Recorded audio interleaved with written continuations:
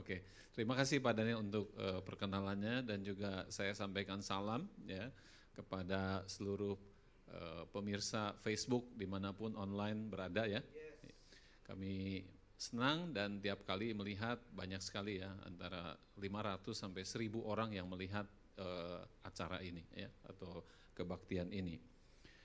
Kita bersyukur karena saya rasa apa yang Pak Daniel udah lakukan di gereja ini dengan visinya online dan sebagainya, itu sesuatu yang baru ya. Jadi kita harus mulai terbuka, jangan terlalu ortodoks gitu ya.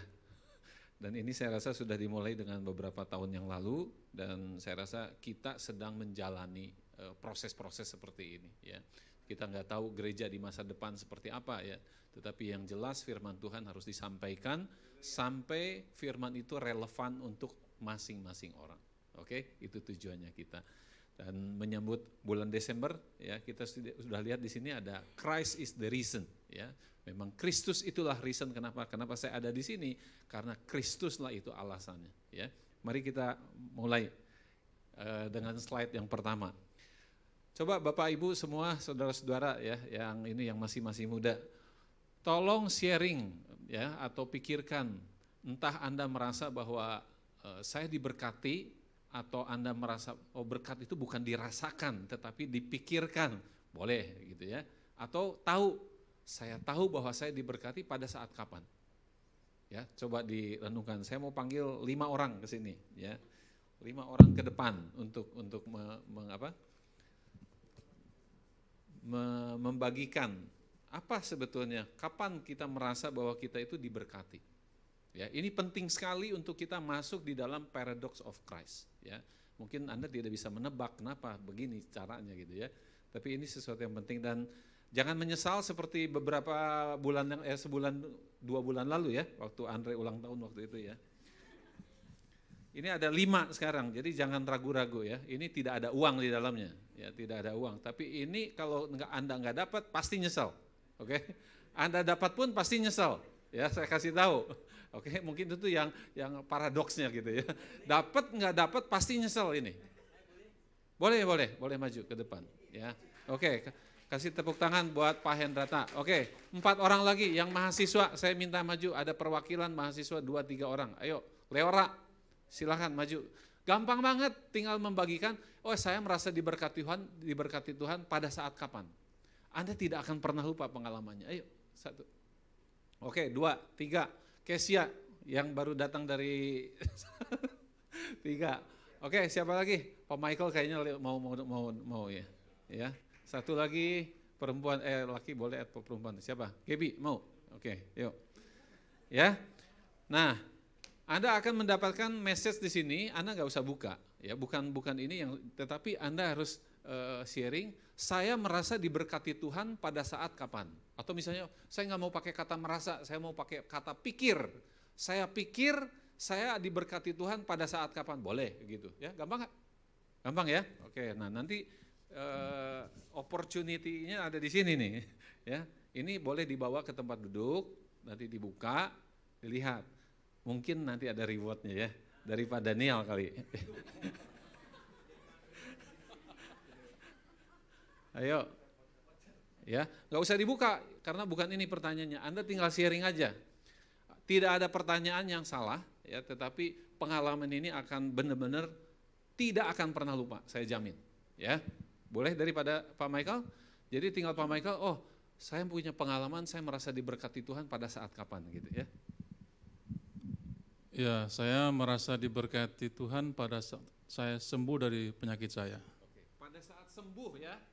Dengarkan ya, pada saat sembuh. Terima kasih, silakan duduk Pak. Saya merasa diberkati oleh Tuhan pada saat kuliah ini. Pada saat kuliah? Iya. Kenapa? Karena dapat beasiswa, kan kapan lagi gitu. Jadi pada saat dapat beasiswa, betul? Oke, silakan duduk. Pak Hendrata. Saya tahu bahwa Tuhan punya rencana yang besar, bahkan adanya hari ini. Tapi pada saat kapan Pak Hendrata merasa diberkati Tuhan? Saya merasa diberkati kalau setia dan taat. Oke ya, pada setia dan taat. Oke, Kesia. Boleh pilih, ini boleh pilih. Karena ada orang yang thinking, ada yang feeling, ya kan? Ada yang merasa kok berkat itu bukan merasa, kalau berkat itu udah pasti. Oh ya, apalagi kalau Pak Hendro pasti nggak ada tuh perasaan-perasaan ya kan. Yang penting pikir aja, logika gitu ya. Saya pikir saya diberkati pada saat hidup saya baik-baik saja. Oke. Pada saat baik-baik saja, oke? Ya, ini menarik sekali kombinasi jawabannya. Saya tahu saya diberkati oleh Tuhan ketika saya mendapatkan pekerjaan yang jauh lebih baik. Mendapatkan pekerjaan. Ya, oke. Ingat ya, masing-masing ya. Kita akan bahas nanti pada saat perjalanan kita. Jadi stay tune ya. Oke, kita akan masuk ke pertanyaan what is paradox? Ya, jadi supaya ini paradox of Christ kayaknya kan bahasa Inggris dan sebagainya, tapi saya akan membuat coba sederhana ya, sederhana. Oke, next slide-nya adalah paradoks itu adalah sebuah statement ya, sebuah statement yang kelihatannya kontradiktif. Ya, yang kayaknya kontradiktif tetapi mengandung unsur bisa benar gitu. Ya. Nah, apakah the paradox of Christ itu benar apa enggak kita lihat nanti, ya. Nah, benar atau enggaknya atau kontradiktifnya dengan apa? Dengan common sense, dengan logika. Nah, kalau sesuatu yang berlawanan dengan logika tapi ternyata benar, nah itu disebut paradoks. Simpel? Simpel ya? Udah bisa diikuti. Nah, kalau gitu apa saudaranya paradoks? Ada yang tahu apa saudaranya paradoks? Yang kekeh gitu loh, yang gak mau berubah gitu. Apa istilahnya? Ortodoks. Oke, ini kita lihat. Kalau gitu apa bedanya paradoks sama ortodoks? Nah, saya sekalian bahas supaya apa? Supaya nanti bisa tahu bedanya seperti apa. Oke, ya. Ortodoks. Nah, ortodoks disebut di sini apa? Ortodoks itu adalah a person atau satu pandangan ya, baik itu di dalam bidang religius atau politik ya, atau other belief yang gini menganut kepada sesuatu yang sudah diterima secara tradisi. Jelas ya? Jadi kalau ortodoks itu dia mempertahankan sekali tradisi. Dia nggak mau berubah, susah berubah karena dia yakin ini yang namanya benar. Ini yang namanya kebenaran. Jelas ortodoks ya? Jadi di dalam ortodoks itu ada unsur tradisi. Nah, makanya enak menjelaskan ini supaya lebih mudah. Kita lihat di slide berikutnya. Oke. Nah, ini kita lihat. Garis yang hitam itu yang ada tulisan timeline itu adalah garis kehidupan kita. Ya. Garis kehidupan gitu. Garis merah ini adalah garis yang dimana sekelompok orang membuat sebuah kebiasaan. Ya, orang Indonesia kebiasaannya seperti apa, orang Jepang seperti apa, semua punya kebiasaan. Kumpulan kebiasaan dari banyak orang disebutnya budaya. Oke, nah jadi mulanya adalah sebuah kebiasaan. Saya punya kebiasaan nih, kalau saya bisa mempengaruhi orang-orang di sini, mempunyai kebiasaan yang sama dengan saya, ini menjadi budaya, namanya budaya anugerah church. Jelas? Ya. Jadi budaya ini adalah kebiasaan dari banyak orang dalam jangka waktu yang cukup panjang. Sampai situ jelas? Oke ya. Nah, budaya ini kemudian berganti lagi. Ya, kalau dulu zaman agraris, ya, zaman pertanian, ya, waktu belum zaman revolusi industri, itu misalnya garis yang merah itu. Kemudian ditemukan mesin uap. Kebiasaan orang berubah, ya. Yang tadinya agraris sekarang mau kerjanya di pabrik begitu ya. Dan sampai hari ini terjadi revolusi industri yang keempat. Itu berubah terus budayanya sampai ada teknologi smartphone dan sebagainya. Jelas ya? Nah, ada orang-orang yang takut ya masuk ke dalam perubahan-perubahan itu. Dia keep tradisinya, dia enggak mau berhubungan dengan handphone dan sebagainya. Salah satunya adalah salah satu suku yang di Indonesia itu adalah suku Baduy.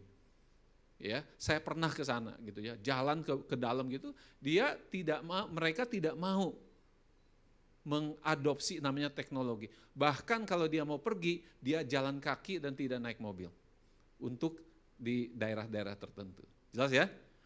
Nah, itu ada satu kepercayaan yang dia preserve, yang dia maintain begitu ya, karena alasan-alasan tertentu.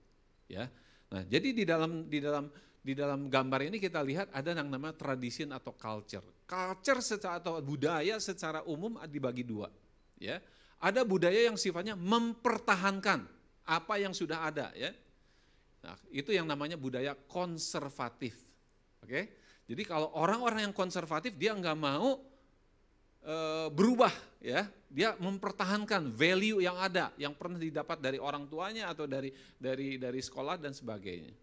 Oke, itu ya budaya yang pertama. Nah, konservatif ini kalau terus-terusan seperti itu, dia akan menjadi ortodoks.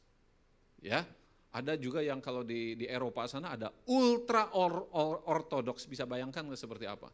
Jadi kebaktian seperti apa itu persis harus seperti itu terus, tidak bisa berubah.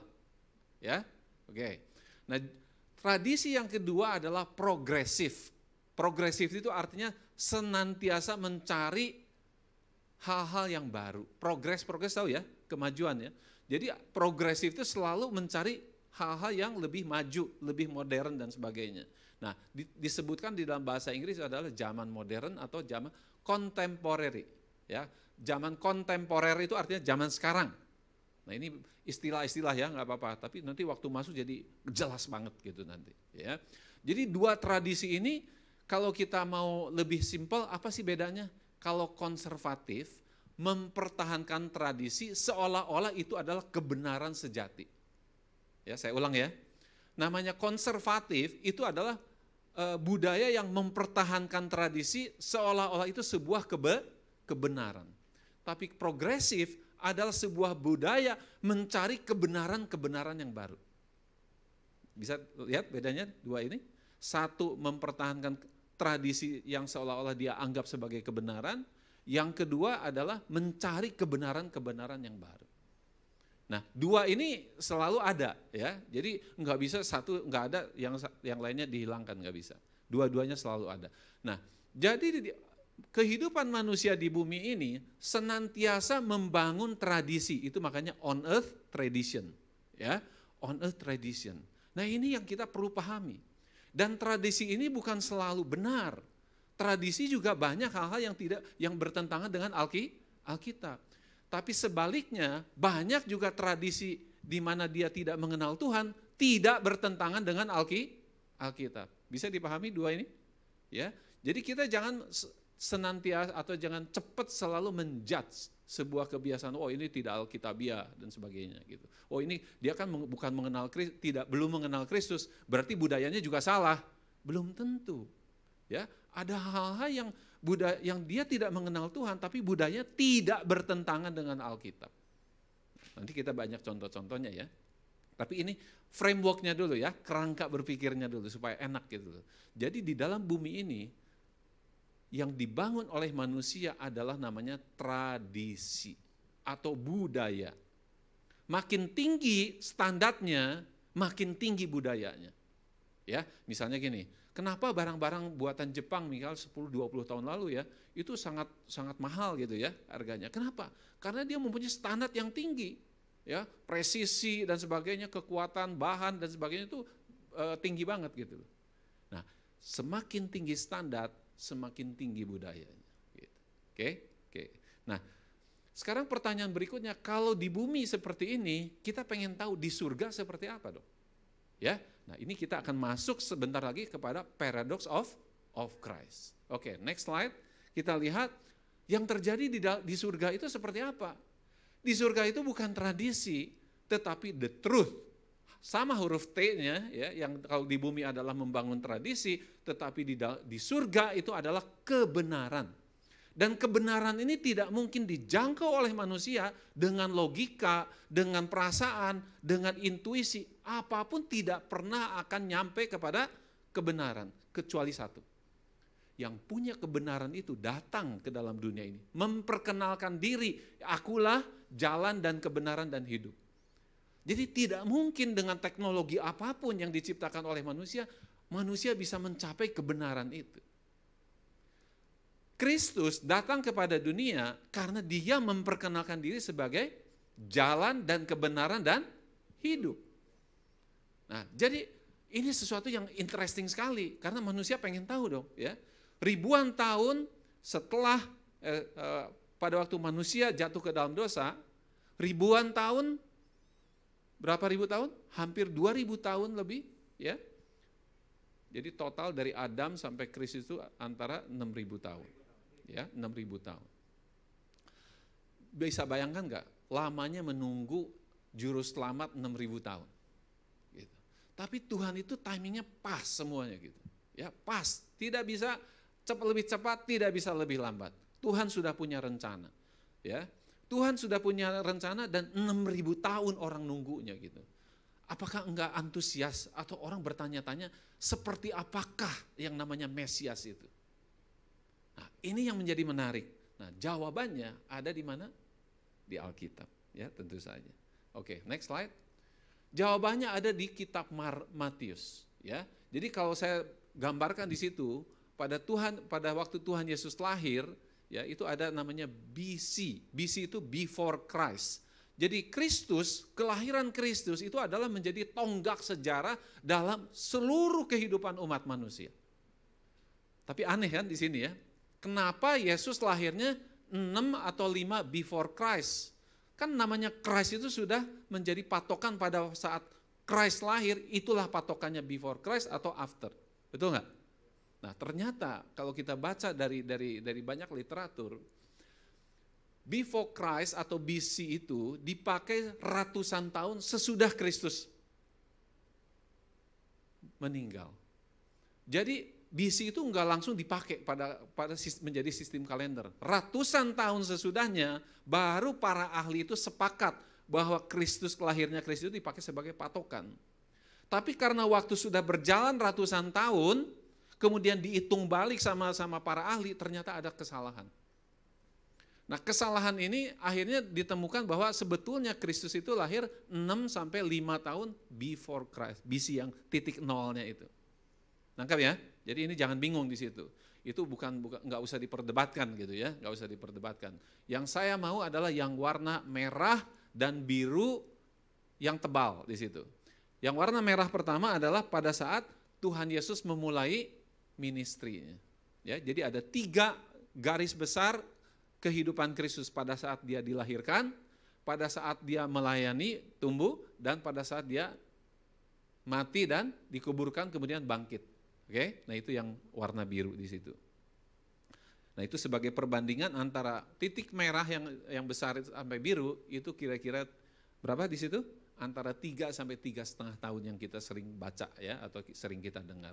Nah selama 3 tahun itulah sebetulnya sangat efektif sekali dan dengan 3 tahun, ribuan tahun sampai hari ini dampaknya masih besar. Sudah miliaran orang menjadi pengikut Kristus gitu. Jadi kita pengen tahu dong rahasianya apa. 3 tahun melayani bisa sampai ribuan tahun dampaknya itu belum ada dalam sejarah. Ya, nah ini yang kita akan belajar. Dan pada saat Tuhan Yesus memulai ministrinya, tercatat di dalam kitab Matius, itu adalah dari Matius 5 sampai Matius 7. Salah satunya adalah khotbah di bukit. Ya, nah, jadi kitab Matius itu sentralnya, tema sentralnya salah satunya adalah Kingdom of God. Kalau kita masih ingat di Matius 6 ayat 33, apa? Carilah dahulu kerajaan Allah dan kebenarannya, the truth. Kingdom of God and truth di situ. Jelas ya yang tadi. Jadi bukan tradisi. Kita nggak bicara tradisi di surga. Kita bicara mengenai the truth, kebenaran itu. Nah, ini dibahas di Matius 5 sampai Matius 7. Nah, saya mau kasih beberapa hal yang penting. Nah, ini barusan kita bahas ya, Kingdom of God. Kerajaan Allah dan kebenaran itu satu paket. Ya. Nah, manusia tidak bisa mencapai kebenaran itu kecuali Tuhan sendiri yang datang ke dalam dunia. Oke, memperkenalkan diri. Berikutnya.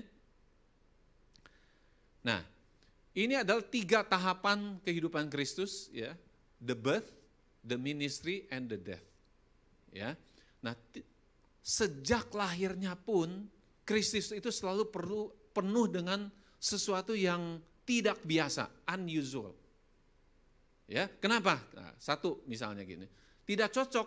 Ini yang namanya Mesias, gitu ya, Raja, ya, Tuhan, gitu, datang di kota Bethlehem. Kalau dibaca di kitab Mika, Bethlehem itu adalah kota yang paling kecil, yang paling enggak dianggap gitu sebetulnya. Tapi justru Tuhan memilih tempat di situ. Itu yang pertama. Yang tidak usualnya gitu. Kalau datang raja masa di paling sepi gitu ya kan. Pasti ada penyambutan, pasti ada apa. Tapi ini enggak ada gitu. Kemudian yang tadi seperti nyanyian yang dinyanyikan, lahirnya di kandang domba. Unusual. Masa seorang raja, masa seorang Tuhan lahirnya di kandang domba gitu. Jadi susah buat manusia biasa untuk mengerti itu susah banget gitu loh. Untuk mengerti ini aja udah perlu energi besar gitu ya. Nah, yang ketiga, Tuhan Yesus lahir dari anak darah Maria. Nah, pada waktu Maria mengetahui itu, bukan dia bergembira loh. Tetapi apa? Kaget. Confused, bingung. Sampai malaikat bilang apa? Don't be afraid. Kata yang sama muncul pada saat malaikat datang di para gembala. Kalimatnya persis sama. Do not be afraid. Jadi baik orang yang sudah percaya maupun orang yang mungkin belum percaya ya, gembala kita nggak tahu, nggak disebutkan di situ. Tapi itu adalah orang umum ya. Baik kepada orang percaya maupun orang yang tidak percaya, kelahiran Kristus itu membingungkan. Kita yang sudah memperingatkan Natal, sudah baca Alkitab, tahu kebenarannya itu udah biasa, betul nggak? Tapi bagi orang yang belum tahu di sana, yang mempunyai keimanan yang berbeda, memahami ini aja udah luar biasa susahnya. Nah, ini yang menjadi unusual, ya, tidak mudah dipahami. Kemudian pada saat ministry atau pada saat kehidupannya itu banyak sekali statement-statement Tuhan Yesus ya yang seolah-olah kontradiktif, berlawanan begitu. Siapa yang mau jadi terbesar di antara kamu harus jadi hamba atau pelayan, betul nggak? Jadi pada saat budaya orang Israel pada saat ini tidak pernah terdengar konsep-konsep atau prinsip seperti ini. Bingung mereka itu, ini dari mana gitu loh. Tapi dengan miracles yang Tuhan buat, dengan apa, kok benar gitu loh. Nah, itulah yang menjadi daya tarik yang luar biasa kehidupan Kristus pada saat itu. Ya, sampai pada akhirnya wah ini bahaya gitu ya. Jadi secara politikal bahaya, akhirnya ada satu rencana untuk membunuh Tuhan Yesus. Yang ketiga, kematiannya. Ya, masa seorang raja matinya disalib gitu. Ya, kemudian juga apa? Bukan itu aja, tetapi disiksa dan dikhianati ya itu ya. Kalau Tuhan kan udah mestinya tahu dong siapa waktu dia memilih 12 muridnya, udah tahu dong ini pasti ya, namanya Tuhan kan serba tahu gitu. Tapi kenapa itu tetap Tuhan mau melakukannya? Nah, ini yang menjadi tanda tanya, banyak tanda tanya. Nah, kalau kita coba membuktikan ini, ya mana yang benar, mana yang salah dan sebagainya, kita tidak akan pernah bisa. Karena logika manusia bukan diciptakan untuk membuktikan bahwa ini benar atau salah. Logika manusia hanya dipakai untuk menyusun kebenaran. Ya, jadi kita tahu sepotong kebenaran, apa sih garis merahnya? Nah, itu pakai logika. Tapi jangan sekali-kali kita mencoba untuk apa? Untuk membuktikan bahwa ini benar atau salah dengan logika kita. Karena kita ini ciptaan. Mana bisa ciptaan membuktikan pencipta? Enggak ada logikanya juga di situ. Ya, betul ya? Oke, kita lanjut ya.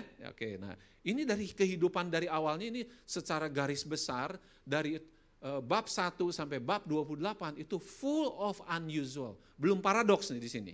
Ada beberapa yang paradoks yang warna merah nanti kita lihat ya. Tetapi full of unusual, tidak sesuai budaya, tidak sesuai tradisi bangsa Israel pada saat itu. Nah, ini yang menjungkir balikan budaya pada saat itu, orang-orang jadi heran gitu loh. Tapi ada hasilnya, ada buahnya gitu. Nah, ini yang nggak bisa apa-apa mereka. Ya, oke, kita lihat berikutnya. Nah, dari Matius 5 ayat 7 saya bikin summary-nya aja ya. Kita nggak usah buka Alkitabnya. Ini banyak sekali pengajaran-pengajaran yang Tuhan Yesus lakukan pada saat khotbah di bukit. Ya, Anda bisa lihat nanti ya lebih detailnya. Tapi yang kita mau bahas sekarang yang warna merah ya, yang warna merah. Dalam bahasa Inggrisnya disebut Beatitudes ya. Nah, dalam bahasa Indonesia diterjemahkan berbahagialah, betul gak? Tapi dalam bahasa Inggris sebetulnya blessed, bukan berbahagia ya. Nah, kenapa? Kalau waktu kita telusuri banyak literatur, memang kata ini agak sulit untuk diterjemahkan. Ya, para ahli menemukan sulit gitu loh. Tapi buat kita jangan terjebak kepada hal-hal yang sangat eksak gitu ya. Tapi kita lihat apa spirit, intention di belakang itu apa. Nah, kita lihat di next slide. Ya, kita lihat di next slide. Saya sudah bikin summary ya. Kalau ingin baca ayatnya saya sudah send tadi di WhatsApp group ya. Di WhatsApp group kita bisa lihat. Saya bacakan sedikit ya.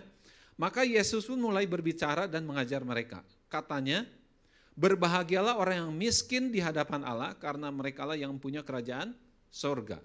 Kemudian berbahagialah orang yang berduka cita karena mereka akan dihibur dan sebagainya. Oke? Saya nggak akan punya waktu untuk membahas 8 ya. Satu aja. Ini satu tapi penting banget ya. Dan satu ini akan mengubah yang cara kita hidup dan cara kita memandang satu masalah. Oke? Nah, yang namanya apa?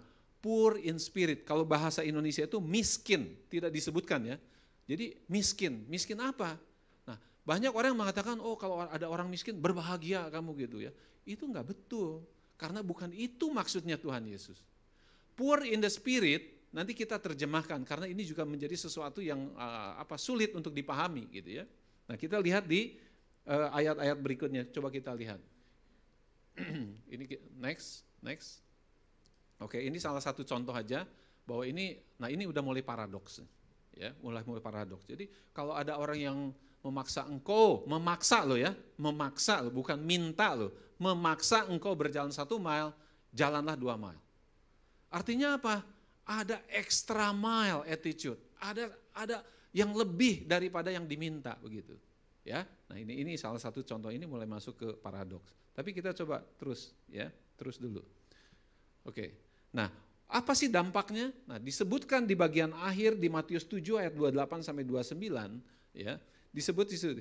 Dan setelah Yesus mengakhiri perkataan ini, takjublah orang banyak itu mendengar pengajarannya. Jadi paradoks ini adalah salah satu alat yang bisa kita pakai untuk membuat orang apa? Takjub. Nah, cuma salahnya takjubnya itu untuk kemuliaan diri sendiri. Nah, itu yang sering salah. Tapi sebetulnya paradoks ini adalah sesuatu yang powerful sekali gitu. Karena orang mencari yang tidak biasa gitu ya. Yang bukan yang biasa-biasa gitu, tapi mencari sesuatu yang tidak biasa.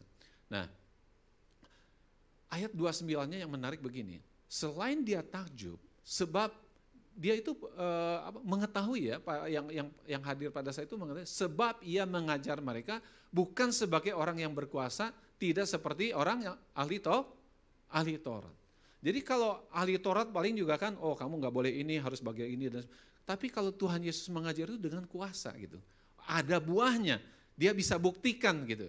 Ya, jadi banyak hal-hal yang Tuhan Yesus lakukan itu orang nggak bisa menyangkal. Kenapa? Karena sudah lihat ada hasilnya gitu.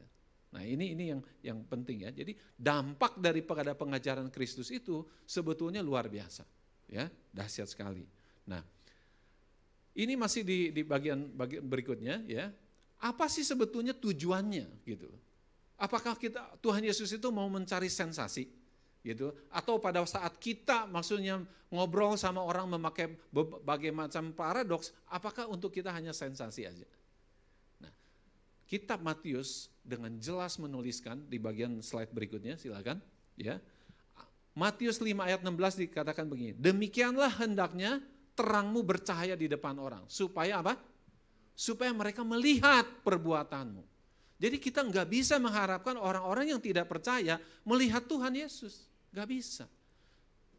Terlalu jauh gitu loh, ya kan? Untuk mengerti proses kelahiran dan kehidupan dan kematiannya aja udah sulit gitu. Jadi satu-satunya yang bisa mereka mengerti adalah perbuatan siapa? Perbuatan kita. Karena kita manusia sama-sama makan nasi, sama-sama punya kelemahan dan sebagainya. Pada saat kita melakukan apa yang Tuhan lakukan, kita seperti cahaya. Kita seperti terang itu yang Tuhan maksud gitu. Nah, tetapi di sini yang saya kasih warna itu bukan yang kalimat besarnya ya, tapi apa? Kata apa? Dan. Seringkali kita terjebak hanya supaya mereka melihat perbuatan kita yang baik. Kita melakukan sesuatu, wah supaya menarik orang gitu ya. Wah kalau bisa di dalam gereja, entah musiknya, entah pelayanannya, entah komselnya, entah apanya, dibuat semua menjadi lebih atraktif. Tidak sesuai dengan yang tradisi, ya kan? Oh komselnya sekarang bisa di kafe misalnya seperti itu. Wah menarik nggak buat orang-orang muda? Menarik. Tapi kita tidak boleh terjebak di situ. Karena bagian keduanya itulah sebetulnya yang namanya tujuan akhirnya. Dan memuliakan Bapamu yang di surga. Kalau kita gagal di sini, berarti kita gagal di dalam apa yang kita lakukan. Jadi tujuannya bukan hanya supaya kita dikenal orang, supaya pelayanannya berkembang, tetapi supaya apa? Kita memuliakan Tuhan. Pertanyaannya sekarang, ada 3 pertanyaan. Yang pertama, siapa yang ingin memuliakan Tuhan dalam pekerjaannya? Oke. Yang kedua, sudah berapa tahun Anda punya passion seperti itu? Siapa yang lebih dari 10 tahun? Oke.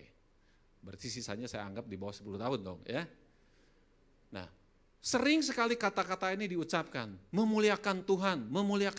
Tapi bagaimana caranya?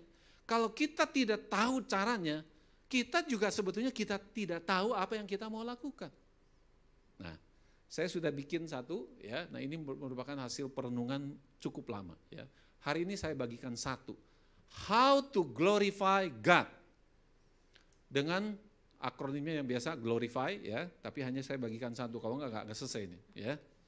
Salah satunya adalah dengan namanya reverse thinking. Reverse thinking itu adalah pola pemikiran terbalik. Ya. Kenapa? Karena yang Tuhan lakukan itu banyak sekali pola pemikiran yang terbalik. Bapak Ibu boleh lihat kartunya sekarang ya, lihat kartunya di situ. Ya, kartu itu. Bukan kartu itu, Pak. Kartu yang tadi itu yang ada bebek, gambar bebeknya. Ya. Oke. Nah, nanti para pemirsa juga bisa lihat di bagian akhir ya. Nah, apa sih bedanya di situ? Ya, adalah arahnya ya. Ada 3 bebek warna biru ya, menoleh ke sebelah kanan, yang satu ke kiri. Warnanya berbeda. Bukan hanya warnanya yang berbeda, tetapi arahnya berbeda. Nah, paradox of Christ memutarbalikan budaya pada saat itu karena arahnya sama sekali berlawanan. Contohnya salah satu yang tadi, siapa yang mau jadi terbesar, bukan more power, bukan, tetapi Tuhan Yesus bilang apa? Menjadi pelayan, menjadi hamba. Totally different, 180 derajat berubah. Nah, ini yang sangat menarik. Jadi kalau kita mau mencoba memuliakan Tuhan, bukan dengan cara-cara yang seperti kita lihat, misalnya gini, early bird, ya, misalnya di dalam apa? Kalau early bird, ini acara-acara gereja loh, ya, acara-acara spiritual juga, ya kan? Kalau ada early bird, datang di diskon, itu datang dari mana? Itu dari budaya yang kita secara tidak langsung kita pakai. Nah, kita harus lebih berbeda dengan cara seperti itu. Ya, nanti kita bahas lagi, itu bicara mengenai inovasi, ya kan? Inovasi. Tetapi ini hal contoh-contoh. Banyak sekali gereja mengadopsi hal-hal yang menjadi kebiasaan banyak orang. Jadi tidak ada bedanya gitu. Ya, oke. Nah, ini yang kita namakan dengan reverse thinking. Ya, reverse thinking. Oke. Next. Nah, kita bahas sekarang yang tadi ya, yang poor in spirit itu seperti apa. Next. Ada 4 hal ya, total ada 5 tapi saya bagikan 4 dulu. Kalau kita disebut miskin ya, secara roh, poor in spirit, kenapa disebut berbahagia? Bukan artinya kalau kita menemukan orang miskin, kita bilang kamu berbahagia. Kita bisa ditempel kali ya. Ini enggak sensitif atau apa gitu loh. Nah, harus dibedakan. Pada waktu Tuhan Yesus ngomong itu adalah kondisi the beginning, kondisi awal. Blessing, kalau kita baca dari Matius 5, tidak ada satupun yang hubungannya dengan uang. Tidak ada satupun yang hubungannya dengan harta. Anda boleh baca, itu bukan pendapat saya. Baca, dari yang pertama sampai yang ke-8, tidak ada hubungannya dengan uang. Ya, makanya exercise tadi sekarang saya mulai buka ya, apa hubungannya. Yang satu bicara selalu result. Ya, blessing di sini saya bilang apa? Tadi ada yang pada saat saya dapat pekerjaan yang lebih baik, berarti hasil. Betul nggak? Bukan. Blessing adalah saat di mana kita berjumpa dengan Kristus dan kita menerima Kristus, blessing sudah diberikan pada saat itu. Jelas ya? Tetapi banyak blessing itu conditional. Artinya conditional apa? Ada syaratnya. Kita tidak bisa mengklaim janji-janji Tuhan, Tuhan berkata begini, Tuhan berkata begini. Kebanyakan yang kita temukan, ya, janji Tuhan itu banyak yang kondisional. Termasuk juga janji keselamatan. Barang siapa yang percaya akan diselamatkan. Itu kondisi bukan? Itu syarat. Kita harus percaya dulu. Jelas ya? Nah, ini yang penting sekali gitu loh. Jadi kita harus mengetahui bahwa blessing itu tidak ada hubungannya dengan result. Blessing itu adalah pada saat saya berjumpa dengan Kristus, saya menerima Kristus, blessing itu diberikan.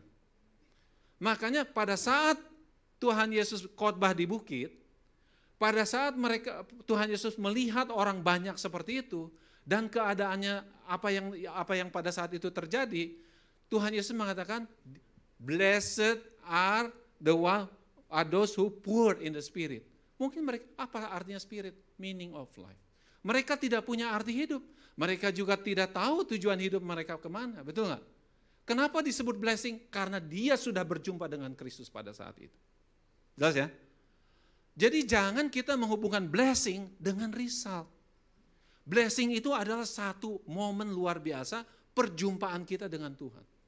Pak, kalau gitu kenapa banyak yang sudah berjumpa dengan Kristus tapi hidupnya tidak maju-maju? Nah, kita akan lihat di slide berikutnya. Mau? Oke ya, karena ini akan tambah menarik di sini gitu loh. Tapi yang saya mau tekankan, blessing itu tidak bisa diukur oleh result. Blessing hanya bisa diukur pada saat dia sudah menerima Kristus atau belum dalam hidupnya. Oke, itu yang mungkin baru ya, pengertian baru yang saya bagikan. Oke, berikutnya, apa yang kita bisa belajar di sini? Next slide. Next slide. Oke, nah ini rahasianya. Ya. Jadi ada K itu adalah pengetahuan atau U itu understanding, DNA itulah decision and action, dan ada result. Oke. Result itu ada yang sifatnya ordinary, ada yang more, pengen lebih, ada yang namanya extraordinary, ya. Nah, orang selalu kalau berlomba-lomba terus di atas ekstra ada ekstra lagi, di atas ekstra ada ekstra lagi. Akhirnya bentuknya seperti apa? Seperti piramid, ya. Jadi orang selalu satu arah, pengennya yang the best, yang the biggest, the largest, the smartest, terus semua kisah. Satu arah di situ. Seolah-olah hanya itu yang membuat hidupnya berarti. Nah, tetapi kalau kita lihat di dalam Alkitab enggak seperti itu. Blessed are those who poor in the spirit. Itu bukan ekstra, ya. Itu malah sebaliknya. Nah, kenapa bisa begitu? Nah, rahasianya adalah decision sama waktu. Kalau kita memutuskan sesuatu, kemudian kita bertindak, kita harus tekun, faithful, setia sampai akhir, betul nggak? Nah, jadi ada orang yang tidak maju-maju hidupnya, kenapa? Awalnya sudah betul, berjumpa dengan Kristus, dia menerima Kristus, tetapi dia lemah di dalam know-how-nya. Bagaimana cara melakukan aktivitas itu? Ya, nah, itu salah satu. Yang kedua adalah yang mungkin apa? Dia tidak setia, dia tidak tekun, time-nya ini yang masalah. Jelas ya? Nah, berikutnya adalah gini, DNA ini kalau kita ingin extraordinary, kita harus based on the truth. Seperti apa yang Tuhan cantumkan, katakan di dalam Alkitab, ya. Nah, itu yang namanya scripture. Scripture itu atau Bible di situ, ya. Nah, sekarang kita tahu blessed are those who poor in the spirit. Kenapa? Karena kalau orang poor in the spirit, dia kosong, berarti Tuhan Yesus bisa mengisi spiritnya. Jelas di situ. Tapi kalau orang yang sudah happy, sudah full of spirit, dia memerlukan Kristus nggak? Dia rasa dia tidak perlu Kristus lagi. Karena sudah full. Kalau orang yang sudah happy, apakah dia mau cari Tuhan Yesus? Mana kemungkinannya? Kecil ya. Tetapi orang yang bersedih, mourn, berduka cita, itu kemungkinan besar untuk dia datang kepada Kristus itu besar sekali. Makanya disebut blessed. Diberkati. Ya, syaratnya tadi kalau mau diberkati, berjumpa dengan Kristus secara pribadi, menerima dia dan mulai melakukan sesuatu.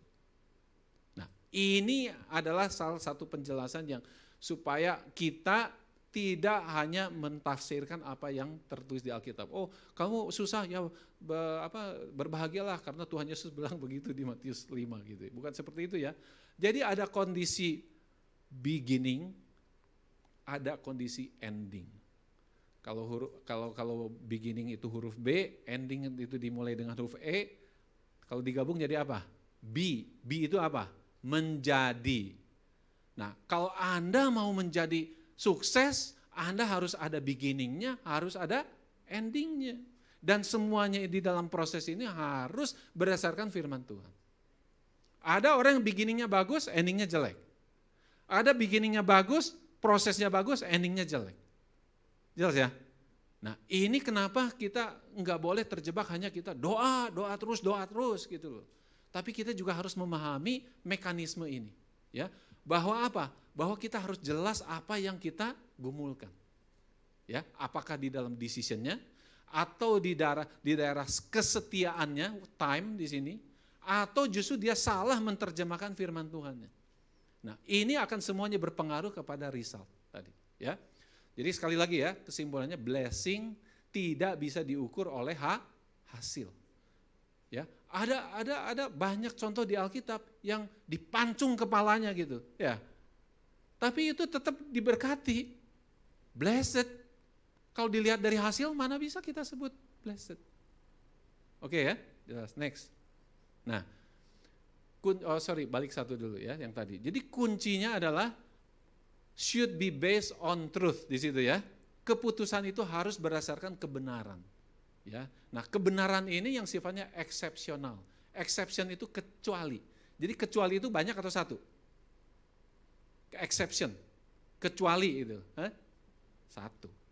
Ya. Jadi kalau yang the truth itu tidak ada dualisme. Hanya satu. Nah, ini yang kita harus cari.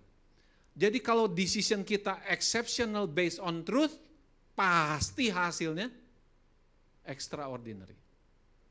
Masalahnya, kita bisa melihat enggak pada saat kita masih hidup? Abraham, pada waktu dia meninggal, apakah dia bisa melihat sampai hari ini? Enggak. Kan dibilang di dalam kitab di Alkitab bahwa banyak orang yang beriman sampai dia meninggal pun dia belum melihat hasilnya. Ya, jadi kita nggak bisa menjudge orang, oh dia ada masalah nih, ya kan kehidupannya seperti itu gitu. Karena kita selalu menjudge by result gitu. Yang kita harus cari tahu apakah dia sudah berjumpa dengan Kristus atau belum. Kemudian kita bantu di dalam proses-proses pembuatan keputusannya. Oke, nah sekarang baru masuk, saya mau jelaskan apa arti kata eksepsional, ya, pengecualian itu ya, yang satu itu. Oke, next. Kita lihat gambarnya di sini. Gambar yang biru dan ada orang di tengah itu tinggal pilih D, U atau P. D itu different, U itu unik, P itu paradoks. Ya. Nah, kalau yang gambar orang ada yang warna merah itu apa? Different ya. Nah, kalau yang lilin itu apa? Unik. Kenapa unik? Kalau yang unik different enggak? Ya juga, ya, gitu ya. Jadi dengan gambar ini lebih enak kan daripada saya pakai definisi ya, lebih bagus gitu. Oke, yang ketiga apa kira-kira itu? Bukan hanya warnanya yang berbeda, tapi arahnya berbeda. Nah, paradoks itu selalu bicara mengenai arah. Nah, ini yang kita harus mengerti proses seperti ini, ya. Oke, next. Itu bisa dibaca ya di dalam kartunya. Jadi ada phenomenal achievement itu result. Tapi result ini dihasilkan oleh sesuatu decision yang exceptional, yang based on truth di situ, ya. Jadi bacanya kalau di sini bukan kiri ke kanan, tapi dari kanan ke kiri ya. Dari sesuatu yang exceptional based on truth, akhirnya akan menghasilkan sesuatu yang achievement yang luar biasa. Oke, next. Nah ini hanya sedikit aja ya istilah nih ya. Kalau kita ordinary itu yang kuning, kalau ordinary kita terjemahkan biasa gitu ya, biasa. Jadi kalau yang tidak biasa yang mana? Kalau yang biasanya yang kuning, yang tidak biasa yang mana? Selain itu, betul nggak? Ya, yang selain warna kuning warna apa? Ada hijau muda, ada warna putih dong. Itu yang gede begitu, itu warna putih. Jadi ada ordinary, ada apa? Not ordinary. Ya. Ada yang sifatnya biasa dan tidak biasa. Kalau extraordinary adanya di mana? Nambah, satu arah kan yang tadi bilang ya. Mau jadi the best gitu kan, more. Nah Tuhan Yesus nggak selalu begitu. Ya, proses kalau kita baca di dalam Alkitab itu bukan selalu more gitu ya, less. Ya, apalagi kalau dibilang apa? Tuhan Yesus yang harus semakin bertambah, aku semakin berkurang. Nah ini tidak biasa proses atau konsep-konsep seperti ini. Tetapi kalau kita melakukannya sesuai dengan firman Tuhan, nah ini menjadi sesuatu yang dahsyat. Ya, oke. Next. Langsung. Oke, next. Nah, ini ada 5 hal bagaimana kita menerapkan, ya. Bagaimana kita menerapkan sesuatu hal supaya kita menghasilkan sesuatu yang extraordinary. Yang pertama adalah mengidentifikasi kebiasaan, kan culture tadi, tradisi. Tradisinya seperti apa di sini. Nah, kemudian imagine itu apa? Coba bayangkan kalau keadaannya dibalik seperti apa gitu. Ya. Nah, yang ketiga tidak hanya kalau 1 dan 2 aja bahaya ya, apa aja yang ada dibalikin gitu ya, ada apa aja dibalikin itu bahaya sekali. Nah, tetapi yang ketiga adalah investigate, maksudnya harus difilter dengan firman Tuhan. Kalau masih cocok sesuai dengan firman Tuhan, baru kita boleh lakukan masuk ke proses keempat, implement di situ. Ya. Dan yang terakhir adalah ini, inform. Kalau kita mendapatkan satu kredit, satu komplimen, satu prestasi, kita harus kasih tahu historinya apa, cerita Tuhannya apa. Itu yang dibilang di dalam Matius 5 ayat 16. Jelas ya? Jadi pada waktu glorify tadi huruf R, reverse thinking, nah itu adanya di step kedua, yaitu membayangkan kondisinya dibalik. Ya, ini selama hampir 15 tahun saya pakai ini, cara seperti ini. Dan itu yang seringkali membuat orang tidak mengerti, kamu maunya apa sih? Ya kamu maunya apa? Tapi yang penting buahnya nanti. Ya, jadi jangan cari sensasi hanya dengan membalik-balikan semua apa yang ada di dunia ini gitu ya. Tapi harus sesuai dengan firman Tuhan dan motifnya jelas gitu. Oke, next. Terus ini udah dibahas tadi. Nah, apakah ajaran Tuhan Yesus kalau begini menarik nggak untuk dunia? Sangat menarik sebetulnya. Nah, ini salah satu buktinya. Next. Mahatma Gandhi, ya, next, ada? Mahatma Gandhi, nah ini. I like your Christ, dia bilang, ya. Saya suka dengan Kristusnya kamu, but I do not like your Christians. Ya, karena dia punya kepahitan pada saat dia mau masuk ke dalam gereja dengan pakaiannya seperti apa dia diusir. Dia tidak diperbolehkan sehingga dia punya kepahitan, ya. You Christians are so unlike your Christ, ya. Jadi orang percaya atau enggak bukan gara-gara Kristus itu bisa dibuktikan atau enggak. Kadang-kadang banyak sekali yang bisa kita lakukan itu mempengaruhi orang bisa percaya atau enggak. Jadi kita adalah kuncinya, salah satu kunci yang penting ya dalam hal itu. Oke, saya rasa ini cukup panjang ya, tapi mudah-mudahan dapat insight-insight yang baru. Oke, dan ya mudah-mudahan ini tidak apa tadi Pak, bombastis gitu ya.